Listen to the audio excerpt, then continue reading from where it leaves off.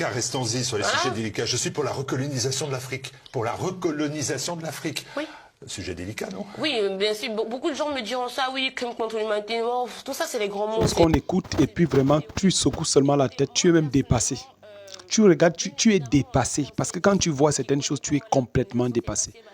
Comment une Africaine peut demander à ce que les peuples européens, occidentaux, viennent encore, particulièrement la France, viennent encore recoloniser l'Afrique. Déjà que nous ne sommes même pas complètement sortis de la colonisation, parce qu'il y a plusieurs formes de colonisation. Peut-être là où on était esclave, on vendait les esclaves, là, oui, ça ne se fait plus. Mais ça se fait maintenant sous un autre plan.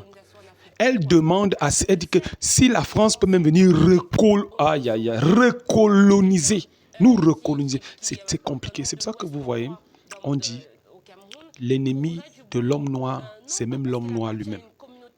Donc, je vais vous laisser vous l'écouter un peu. Chacun, balancez-moi vraiment quelque chose en commentaire pour qu'on lise ensemble. Est-ce que vous êtes d'accord avec cette femme?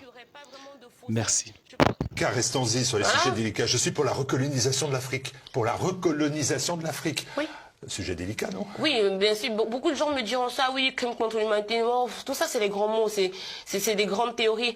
Écoutez, moi, personnellement, bien évidemment, un Français d'ici qui connaît comment la colonisation s'est passée va dire que nous, on n'a aucun intérêt, on ne veut pas retourner en Afrique parce que ça nous a quand même coûté plus que ça nous a apporté, il faut le dire. Ceux qui sont dans l'ignorance, qui ont décidé de s'enfermer dans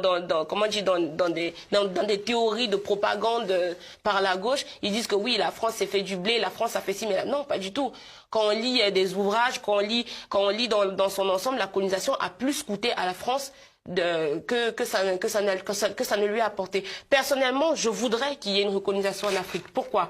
Parce que je sais que les Français en Afrique, au moins ils seront justes. Au moins quelqu'un qui porte un nom de l'Ouest comme moi au Cameroun trouverait du boulot, non pas parce qu'il appartient à une communauté ou à un village, mais parce qu'il est compétent.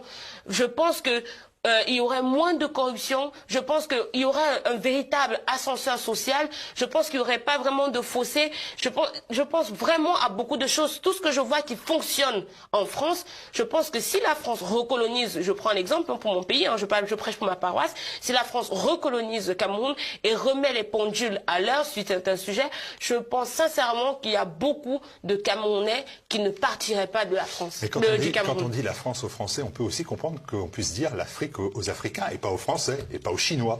Très grave, c'est très grave ce qu'elle dit, c'est très grave, c'est même insupportable. J'ai vraiment serré le cœur pour partager même cette vidéo. C'était aussi pour montrer que, en fait, vous voyez comme nous sommes là, il y a des gens, toujours, qui veulent, n'est-ce pas, ouvrir la porte, qui demandent même à ce que les choses qui se passaient, n'est-ce pas, avant, recommencent encore à se passer. Quand on voit des choses comme ça, on se pose vraiment les questions, on se dit, est-ce qu'on réfléchit même? Et tu vas voir là, c'est une intellectuelle. Hein?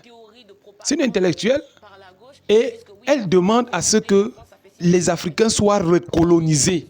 Recolonisés. Hein, la mère? Recolonisés. Non, vraiment, c'est terrible. Bon, en fait, moi, je voulais partager cette vidéo avec vous. Que Dieu vous bénisse infiniment. Shalom.